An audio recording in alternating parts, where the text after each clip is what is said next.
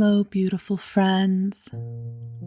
This is Laurel Bleadon-Maffei with Illuminating Souls, welcoming you to this episode of Sleepy Bedtime Blessings, a podcast designed to help you relax, rest,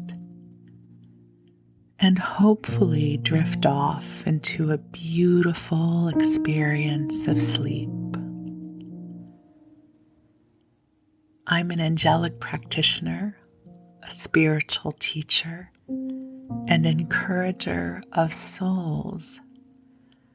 And my other mission, and that means also the mission of this podcast, is to help you connect with your beautiful team of angels and your divine guidance. So this broadcast is infused with divine love, calibrated just for you. And the good news is, I don't have to know what kind of energy you need right now, because your angels know.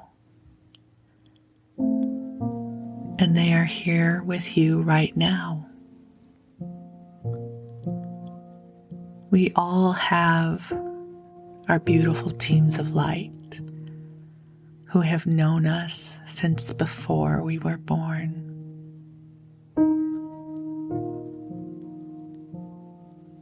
And right now, your angels are surrounding you with love.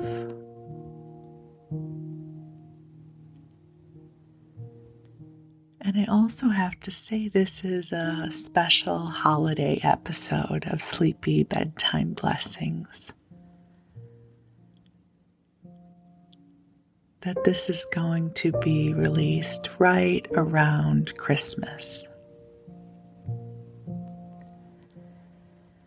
So whether you celebrate Christmas or you don't, I think most of us feel the energy of the holiday. And for some, it might feel like a bright and shiny time. But I also know for many of you, this can be a tender time of year. Perhaps someone you loved made their transition this year. Or perhaps because of everything that is happening in the world, you're not able to be with your family this year. So wherever you are on that spectrum, whether you're feeling bright and shiny, or maybe you're feeling exceptionally tender, we'll be together. You and me and the angels and I are going to help fill you with love.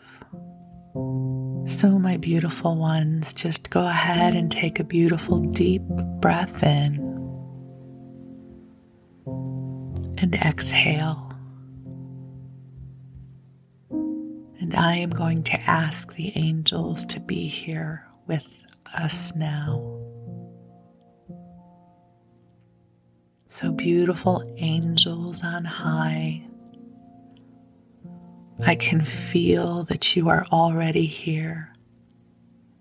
And we ask that you amplify the vibration and expression of love that is present for this broadcast. That this love be calibrated in the divine and perfect way for each person who is listening. And we are so grateful you can transcend time and space because I know that this love that you broadcast will be available whenever this message is heard. And I will ask the angels to come forward with a message for you. The angels say they are so deeply grateful for this opportunity to be with you.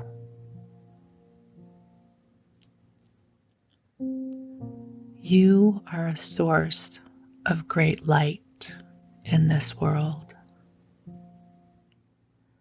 Whether you believe this to be true or not, it is true. You see, you are a divine being in human form. There are expressions of your life force that ripple into the world that perhaps you are not even aware of. But here is what we know about you.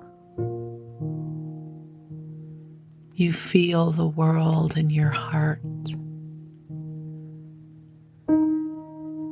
And you are someone who holds a lot of love in your soul. And these vibrations support the greater world.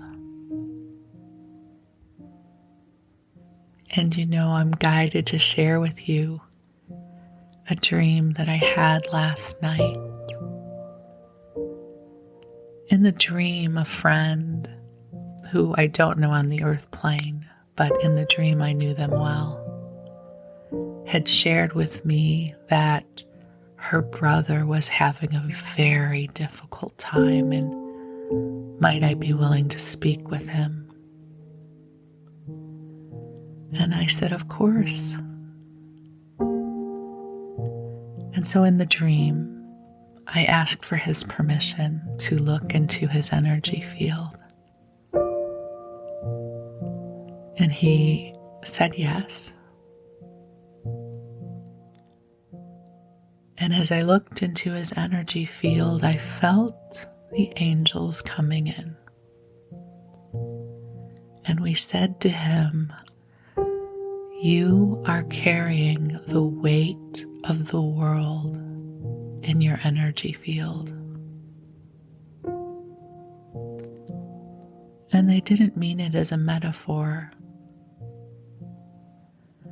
They meant that he was carrying within his energy field the weight of the world.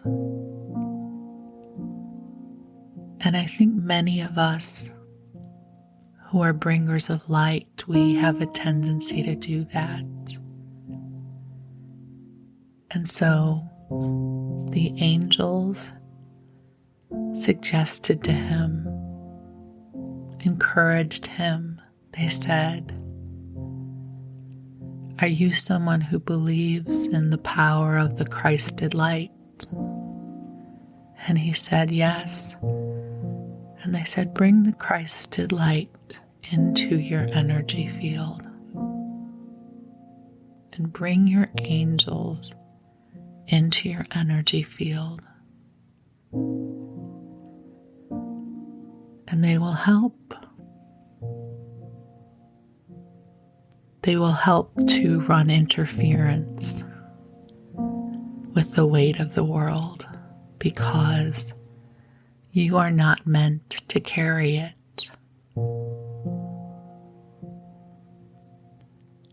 And this dream, the wisdom of the dream, seems perfect as we come into Christmas and the holiday season. It's not just about buying presents and giving presents and singing carols. It's a reminder that this is a season of renewal and of birth. And you, dear one, do not have to carry it all on your shoulders. You do not have to feel the weight of the world within your energy field. We are not designed to do that. We can love and we can be generous, but you also have permission to find sanctuary within your own consciousness and presence. So we invite you to invite in the Christed light. And if that doesn't resonate for you, invite in divine love. Invite the angels into your energy field, and they will help to clear your field so you can feel a deeper sense of peace and love and well-being. So take a breath in and receive the light from the shining star of God. Give yourself permission to hear and receive your guidance, awakening to your gifts and abilities. Breathing in a sense of on-purposeness and joy. Recognizing in this moment what we all know to be true, which is your life is a blessing. You are a blessing. And we are so grateful you are here. So you rest well. You've earned it. You deserve it. You drift off, and the angels will watch over you. And I'm going to read you a bedtime story. And tonight's story, the book Little Women by Louisa May Alcott, was originally published in 1869. Isn't that remarkable? And the reason I'm choosing to read it in this episode is because the first 2 chapters involve Christmas. And so I thought this will be a wonderful book for us to experience together, especially as we navigate the holidays this year. So we begin with chapter 1, Playing Pilgrims. Christmas won't be Christmas without any presents, grumbled Joe, lying on the rug. It's so dreadful to be poor, sighed Meg, looking down at her old dress. I don't think it's fair for some girls to have plenty of pretty things and other girls nothing at all, added little Amy with an injured sniff. We've got father and mother and each other, said Beth contentedly from her corner. The 4 young faces on which the firelight shone brightened at the cheerful words, but darkened again as Joe said sadly, "We haven't got father, and shall not have him for a long time." She didn't say perhaps never, but each silently added it, thinking of father far away where the fighting was. Nobody spoke for a minute.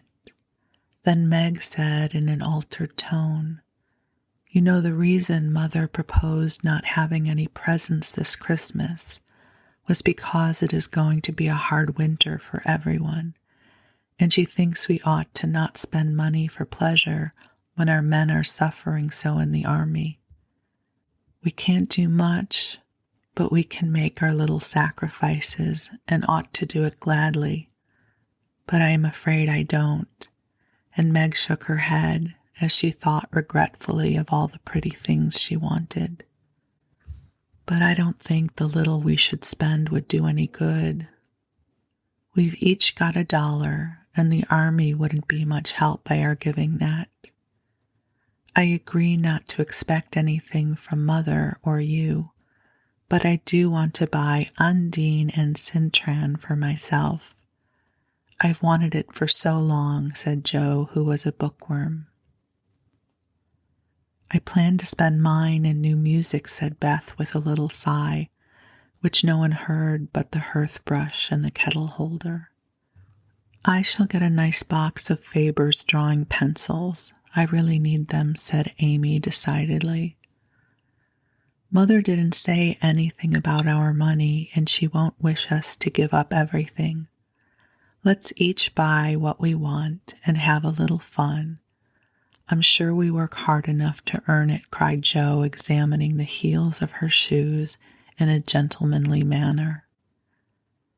I know I do, teaching those tiresome children nearly all day when I'm longing to enjoy myself at home, began Meg in the complaining tone again. You don't have half such a hard time as I do, said Joe. How would you like to be shut up for hours with a nervous, fussy old lady who keeps you trotting, is never satisfied, and worries you till you're ready to fly out the window or cry? It's naughty to fret, but I do not think washing dishes and keeping things tidy is the worst work in the world. It makes me cross, and my hands get so stiff I can't practice well at all. And Beth looked at her rough hands with a sigh that anyone could hear that time.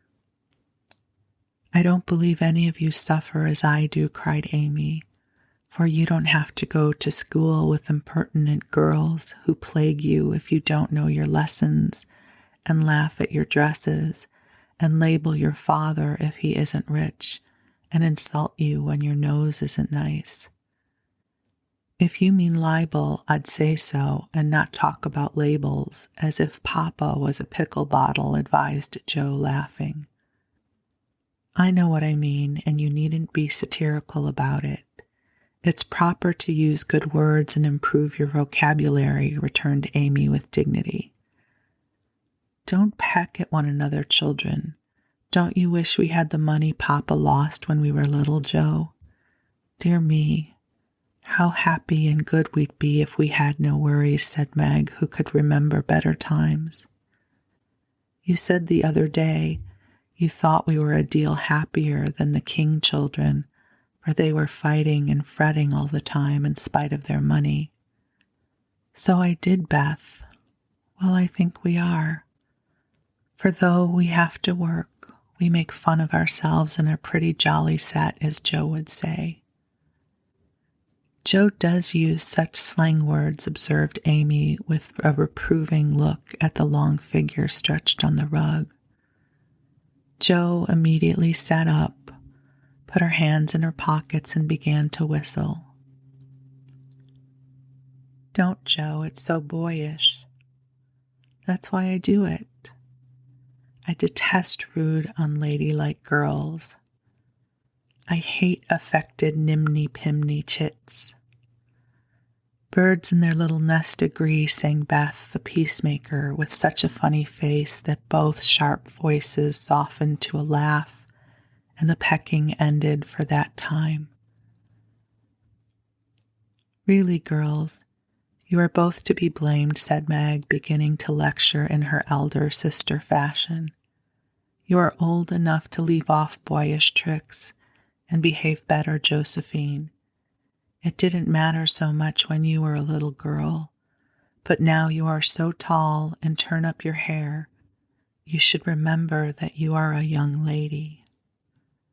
I'm not, And if turning up my hair makes me one, I'll wear it in 2 tails till I'm 20, cried Jo, pulling off her net and shaking down a chestnut mane. I hate to think I've got to grow up and be Miss March and wear long gowns and look as prim as a China aster. It's bad enough to be a girl anyway, when I like boys' games and work and manners. I can't get over my disappointment in not being a boy. And it's worse than ever now, for I'm dying to go and fight with Papa, and I can only stay home and knit like a poky old woman.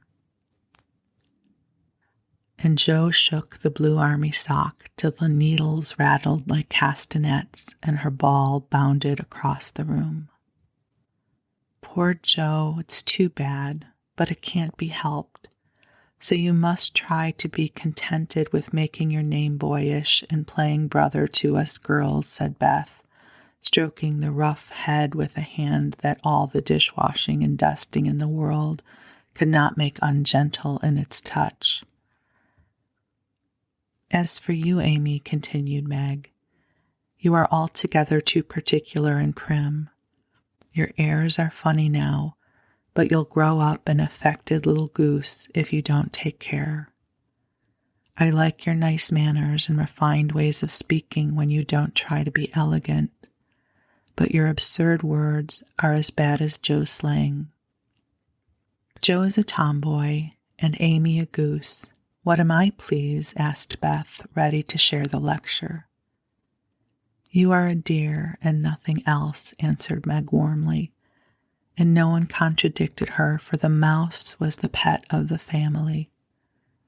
As young readers like to know how people look, we will take this moment to give them a little sketch of the 4 sisters who sat knitting away in the twilight, while the December snow fell quietly and the fire crackled cheerfully within. It was a comfortable room, though the carpet was faded and the furniture very plain. For a good picture or 2 hung on the walls. Books filled the recesses. Chrysanthemums and Christmas roses bloomed in the windows, and a pleasant atmosphere of home peace pervaded it. Margaret, the eldest of the 4, was 16, and very pretty, being plump and fair with large eyes, plenty of soft brown hair, a sweet mouth, and white hands, of which she was rather vain. 15-year-old Jo was very thin and tall and brown, and reminded one of a colt, for she never seemed to know what to do with her long limbs, which were very much in her way. She had a decided mouth, a comical nose, and sharp gray eyes, which appeared to see everything, and were by turns fierce, funny, or thoughtful. Her long, thick hair was her one beauty, but it was usually bundled into a net to be out of her way. Round shoulders had Jo, big hands and feet, a flyaway look to her clothes, and the uncomfortable appearance of a girl who was rapidly shooting up into a woman and didn't like it. Elizabeth, or Beth, as everyone called her, was a rosy, smooth-haired, bright-eyed girl of 13, with a shy manner, a timid voice, and a peaceful expression which was seldom disturbed. Her father called her Little Miss Tranquillity, and the name suited her excellently, for she seemed to live in a happy world of her own, only venturing out to meet the few whom she trusted and loved. Amy, though the youngest, was a most important person in her own opinion at least, a regular snow maiden with blue eyes and yellow hair curling on her shoulders, pale and slender, and always carrying herself like a young lady, mindful of her manners. What the characters of the 4 sisters were, we will leave to be found out. The clock struck 6, and having swept up the hearth, Beth put a pair of slippers down to warm. Somehow the sight of the old shoes had a good effect among the girls, for Mother was coming, and everyone brightened to welcome her. Meg stopped lecturing and lighted the lamp. Amy got out of the easy chair without being asked, and Jo forgot how tired she was as she sat up to hold the slippers nearer to the blaze. They are quite worn out. Marmee must have a new pair. I thought I'd get her some with my $1, said Beth. No, I shall, cried Amy.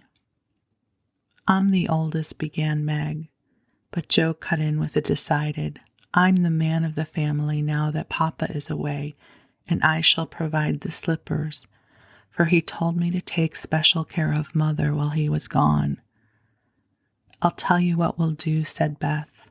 Let's each get her something for Christmas and not get anything for ourselves. That's like you, dear. What will we get? Exclaimed Jo. Everyone thought soberly for a minute.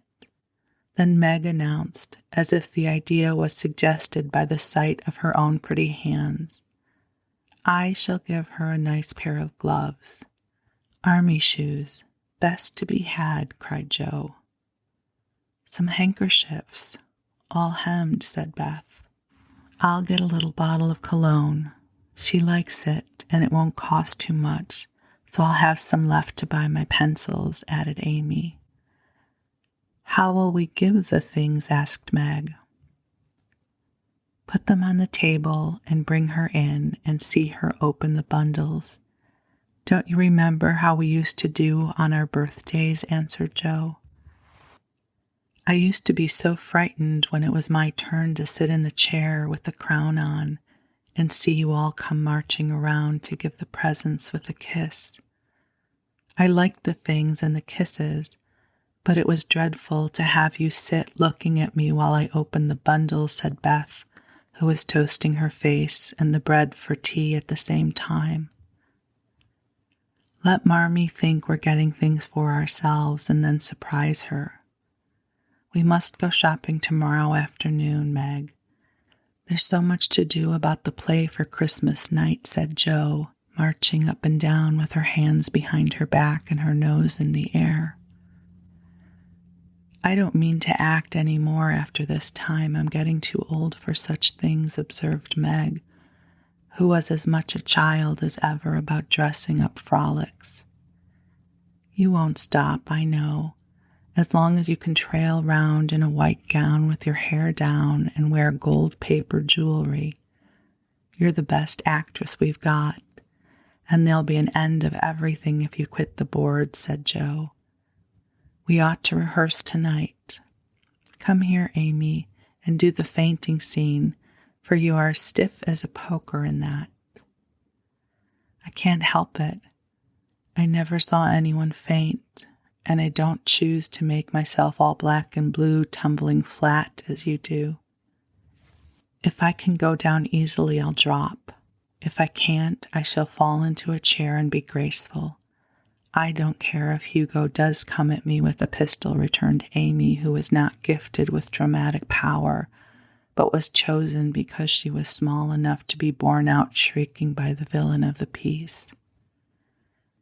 Do it this way. Clasp your hands, so, and stagger across the room, crying frantically, Rodrigo, save me, save me. And away went Jo with a melodramatic scream which was truly thrilling. Amy followed, but she poked her hands out stiffly before her and jerked herself along as if she went by machinery, and her owl was more suggestive of pins being run into her than fear of anguish. Jo gave a despairing groan, and Meg laughed outright, while Beth let her bread burn as she watched the fun. It's no use. Do the best you can when the time comes, and if the audience laughs, don't blame me. Come on, Meg. Then things went smoothly, for Don Pedro defied the world in a speech of 2 pages without a single break. Hagar the witch chanted an awful incantation over her kettle full of simmering toads with weird effect. Rodrigo rent his chains asunder manfully, and Hugo died in agonies of remorse and arsenic with a wild ha-ha. "It's the best we've had yet," said Meg, as the dead villain sat up and rubbed his elbows. "I don't see how you can write and act such splendid things, Joe.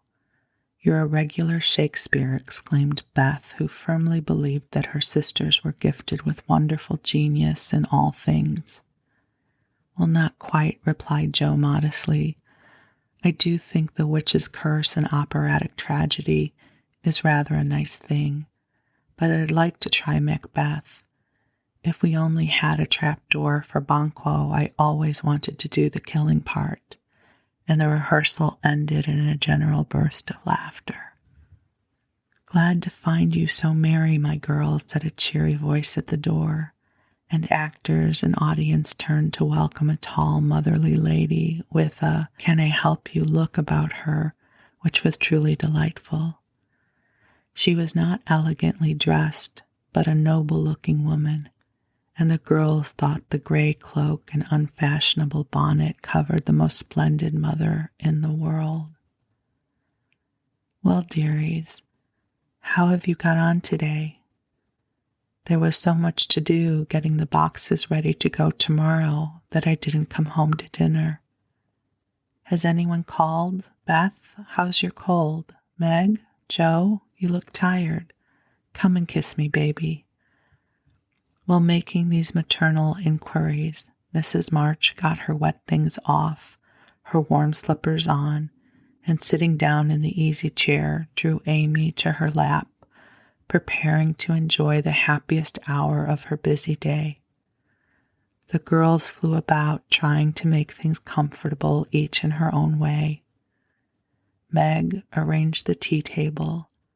Joe brought wood and set chairs, dropping, overturning, and clattering everything she touched. Beth trotted to and fro between parlor kitchen, quiet and busy, while Amy gave directions to everyone as she sat with her hands folded. As they gathered about the table, Mrs. March said with a particularly happy face, "I've got a treat for you after supper." A quick, bright smile went round like a streak of sunshine. Beth clapped her hands, regardless of the biscuit she held up, and Joe tossed up her napkin, crying, "A letter, a letter, 3 cheers for Father." "Yes, a nice long letter.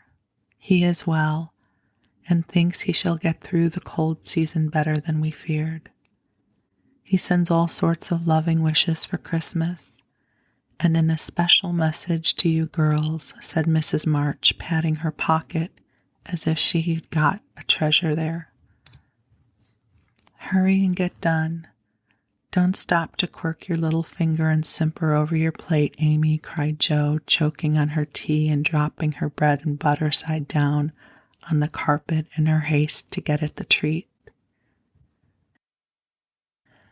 Beth ate no more, but crept away to sit in her shadowy corner and brood over the delight to come till the others were ready. "I think it was so splendid in Father to go as chaplain when he was too old to be drafted and not strong enough for a soldier," said Meg warmly. "Don't I wish I could go as a drummer, a Vivian, what's his name, or a nurse, so I could be near him and help him," exclaimed Joe with a groan. "It must be very disagreeable to sleep in a tent and eat all sorts of bad-tasting things and drink out of a tin mug," sighed Amy.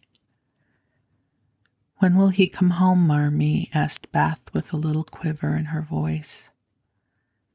"Not for many months, dear, unless he is sick. He will stay and do his work faithfully as long as he can, and we won't ask him back a minute sooner than he can be spared. Now come and hear the letter." They all drew to the fire, Mother in the big armchair with Beth at her feet. Meg and Amy perched on either arm of the chair, and Joe leaning on the back where no one would see any sign of emotion if the letter should happen to be touching. Very few letters were written in those hard times that were not touching, especially those which fathers sent home. In this one, little was said of the hardships endured, the dangers faced, or the homesickness conquered. It was a cheerful, hopeful letter, full of lively descriptions of camp life, marches, and military news, and only at the end did the writer's heart overflow with fatherly love and longing for the little girls at home. Give them all of my dear love and a kiss. Tell them I think of them by day, pray for them by night, and find my best comfort in their affection at all times. A year seems very long to wait before I see them, but remind them that while we wait, we may work, so that all these hard days need not be wasted. I know they will remember all I said to them, that they will be loving children to you, will do their duty faithfully, fight their bosom enemies bravely, and conquer themselves so beautifully that when I come back to them, I may be fonder and prouder than ever of my little women. Everybody sniffed when they came to that part. Jo wasn't ashamed of the great tear that dropped off the end of her nose, and Amy never minded the rumpling of her curls as she hid her face on her mother's shoulder and sobbed out, "I'm a selfish girl, but I'll truly try to be better so he mayn't be disappointed in me by and by." "We all will," cried Meg. "I think too much of my looks and hate to work, but I won't any more if I can help it. I'll try and be what he loves to call me, a little woman, and not be rough and wild, but do my duty here instead of wanting to be somewhere else," said Jo, thinking that keeping her temper at home was a much harder task than facing a rebel or two down south. Beth said nothing but wiped away her tears with the blue army sock and began to knit with all her might, losing no time in doing the duty that lay nearest her, while she resolved in her quiet little soul to be all that Father hoped to find her when the year brought round the happy homecoming. Mrs. March broke the silence that followed Jo's words by saying in her cheery voice, "Do you remember how you used to play Pilgrim's Progress when you were little? Nothing delighted you more than to have me tie my piece bags on your backs for burdens, give you hats and sticks and rolls of paper, and let you travel through the house from the cellar, which was the city of destruction, up to the housetop, where you had all the lovely things you could collect to make a celestial city. What fun it was, especially going by the lions, fighting Apollyon, and passing through the valley where the hobgoblins were," said Jo. "I like the place where the bundles fell off and tumbled downstairs," said Meg. "I don't remember much about it except that I was afraid of the cellar and the dark entry, and always liked the cake and milk we had up at the top. If I wasn't too old for such things again, I'd rather like to play it over again," said Amy, who began to talk of renouncing childish things at the mature age of 12. "We never are too old for this, my dear, because it is a play we are playing all the time in one way or another. Our burdens are here, our road is before us, and the longing for goodness and happiness is the guide that leads us through many troubles and mistakes to the peace which is a true celestial city.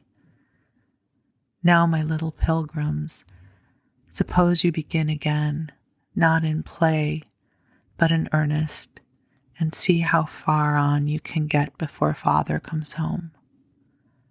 "Really, Mother?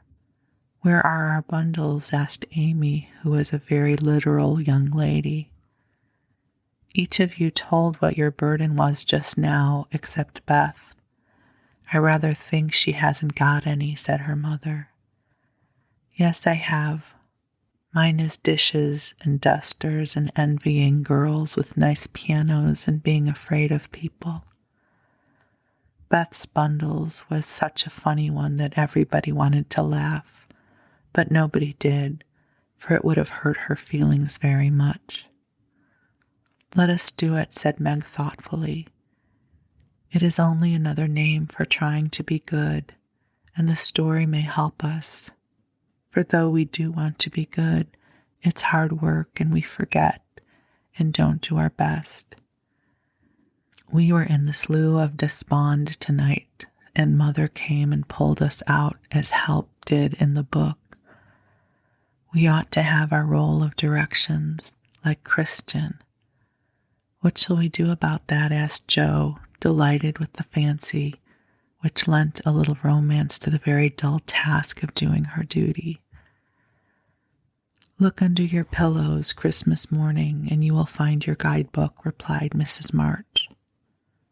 They talked over the new plan while old Hannah cleared the table, then came out the 4 little work baskets, and the needles flew as the girls made sheets for Aunt March. It was uninteresting sewing, but tonight no one grumbled.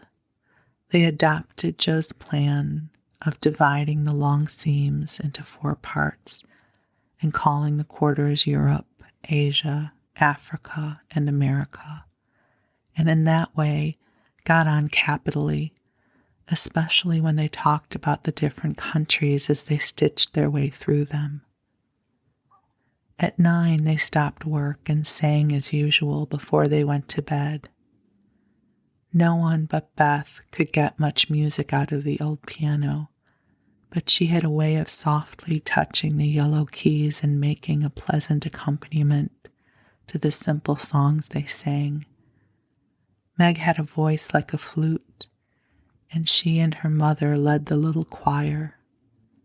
Amy chirped like a cricket, and Jo wandered through the airs at her own sweet will, always coming out at the wrong place with a croak or a quaver that spoiled the most pensive tune.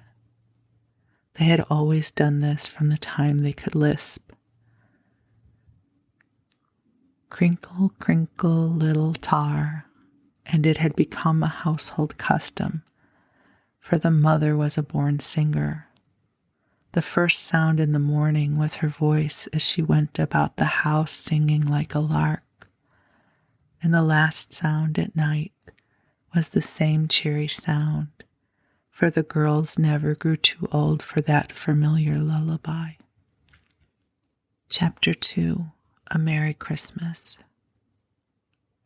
Jo was the first to wake in the gray dawn of Christmas morning. No stockings hung at the fireplace, and for a moment she felt as much disappointed as she did long ago when her little sock fell down because it was crammed so full of goodies. Then she remembered her mother's promise, and slipping her hand under her pillow, drew out a little crimson-covered book. She knew it very well, for it was that beautiful old story, The Best Life Ever Lived, and Jo felt it was a true guidebook for any pilgrim going on long journeys. She woke Meg with a Merry Christmas and bade her to see what was under her pillow. A green-covered book appeared with the same picture inside, and a few words written by their mother, which made their one present very precious in their eyes. Presently Beth and Amy woke to rummage and find their little books also, one dove-colored, the other blue, and all sat looking at and talking about them while the east grew rosy with the coming day.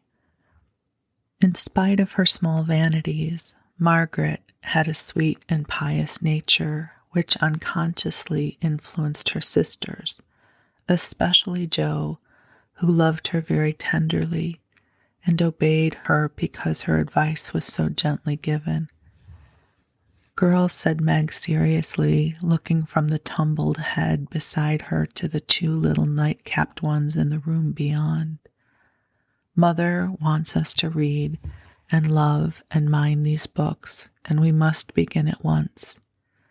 We used to be faithful about it, but since Father went away and all this war trouble unsettled us, we have neglected many things. You can do as you please, but I shall keep my book on the table here and read a little every morning as soon as I wake, for I know it will do me good and help me through the day." Then she opened her new book and began to read. Jo put her arm round her and, leaning cheek to cheek, read also with the quiet expression so seldom seen on her restless face. "How good Meg is. Come, Amy, let's do as they do. I'll help you with the hard words, and they'll explain things if we don't understand," whispered Beth, very much impressed by the pretty books and her sister's example. "I'm glad mine is blue," said Amy, and then the rooms were very still while the pages were softly turned, and the winter sunshine crept in to touch the bright heads and serious faces with a Christmas greeting. "Where is Mother?" asked Meg as she and Jo ran down to thank her for their gifts half an hour later.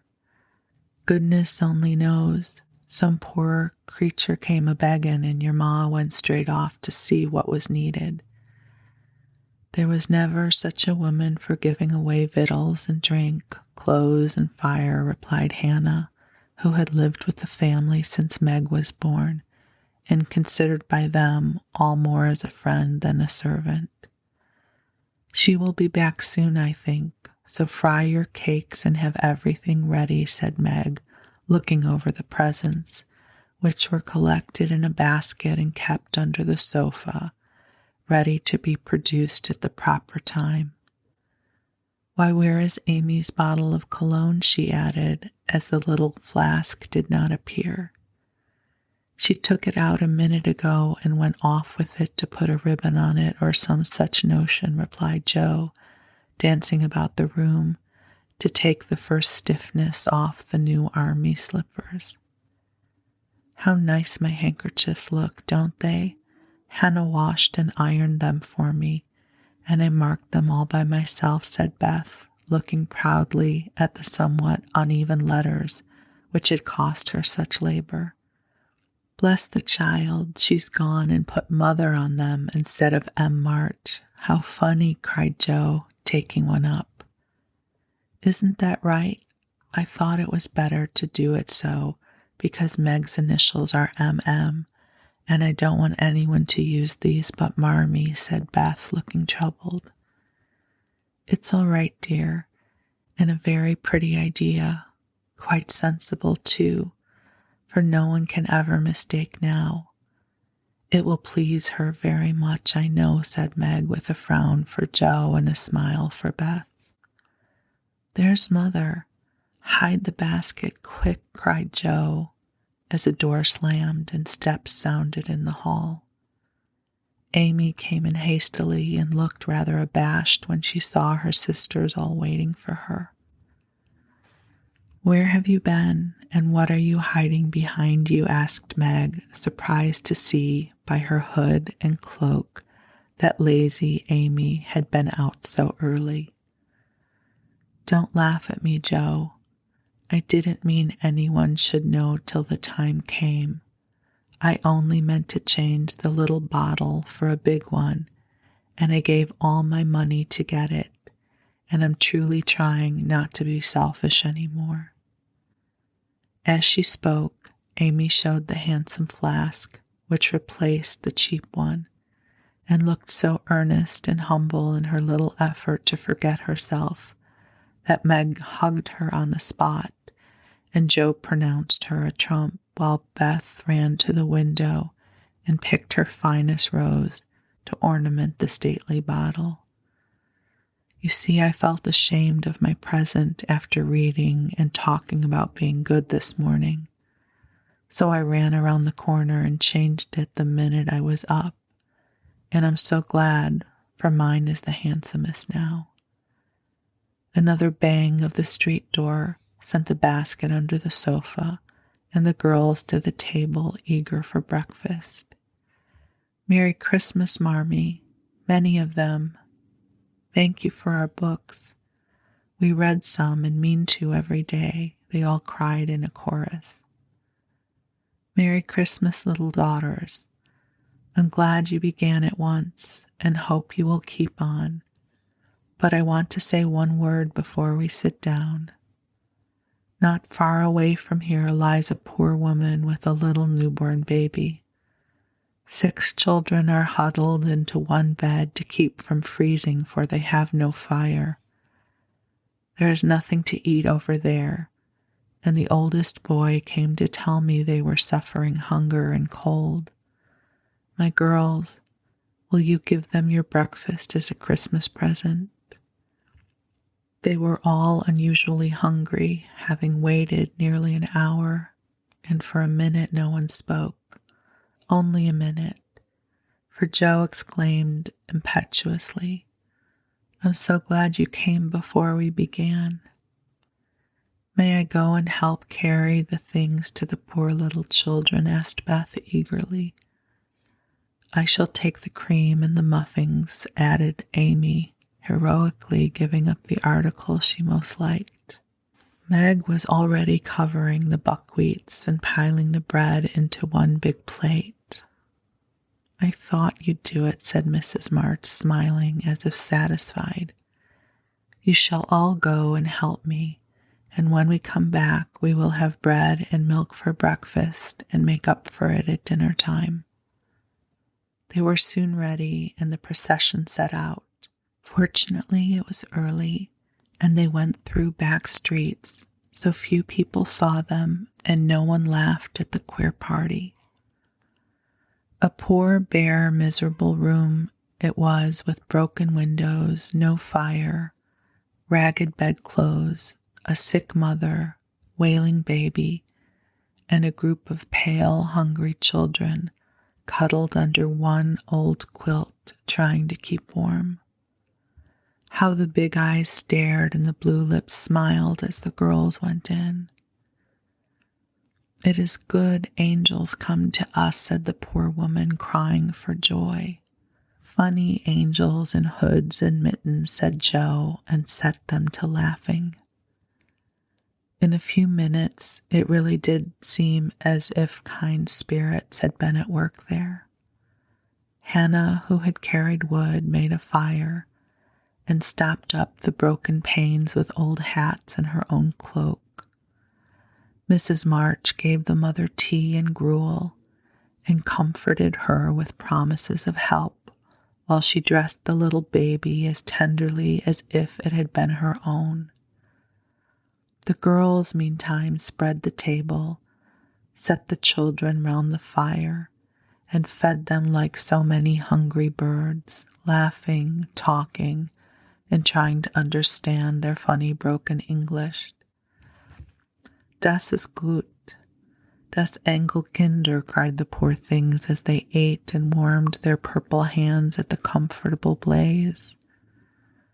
The girls had never been called angel children before, and thought it was very agreeable, especially Joe, who had been considerably a Sancho ever since she was born.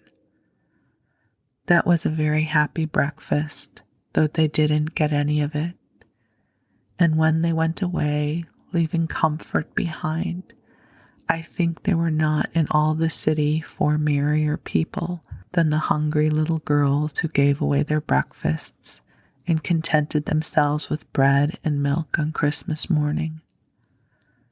That's loving our neighbor better than ourselves, and I like it, said Meg as they set out for their presents while their mother was upstairs collecting clothes for the poor Hummels.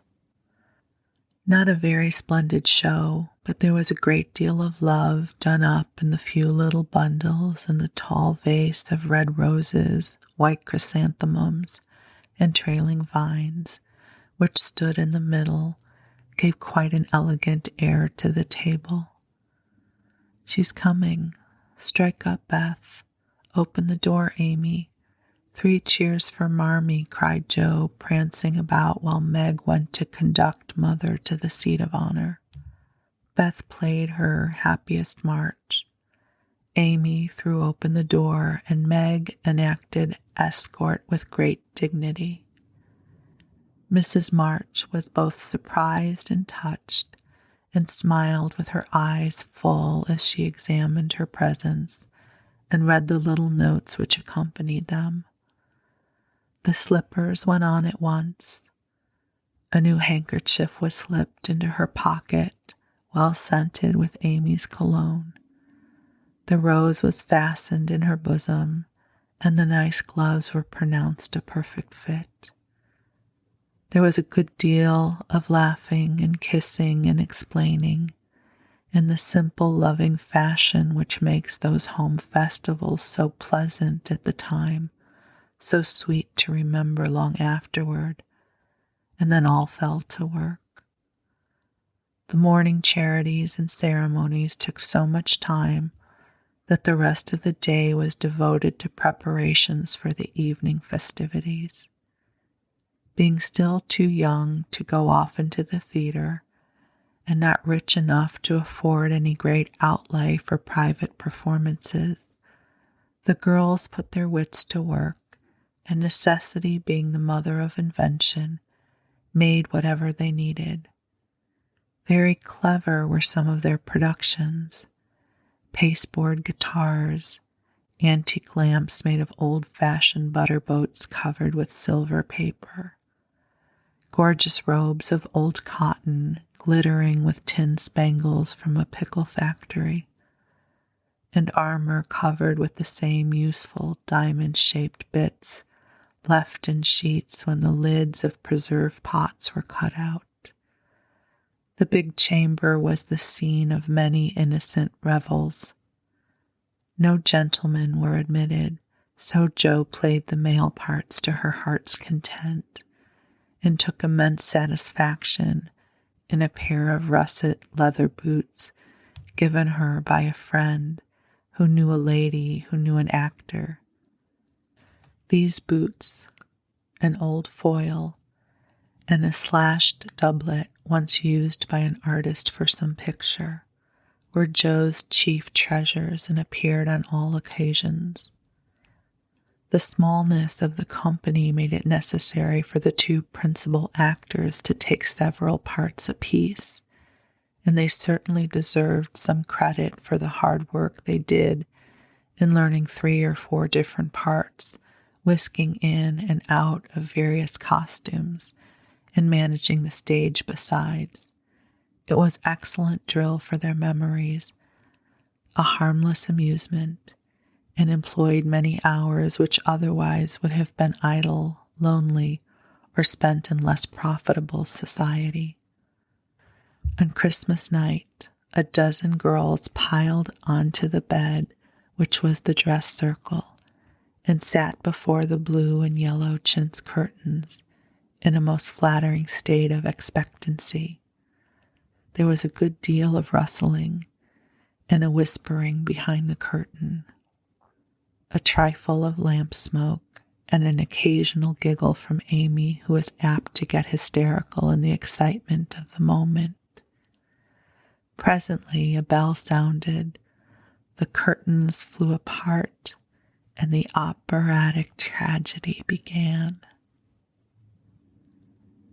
And so with this, my beautiful friends, we're going to complete this installment of Little Women, but I'll be back in the next episode where we will continue about their Christmas play. And in the meanwhile, the angels and I are wishing you a blessed night's sleep and a beautiful holiday season. I'm so deeply grateful for you.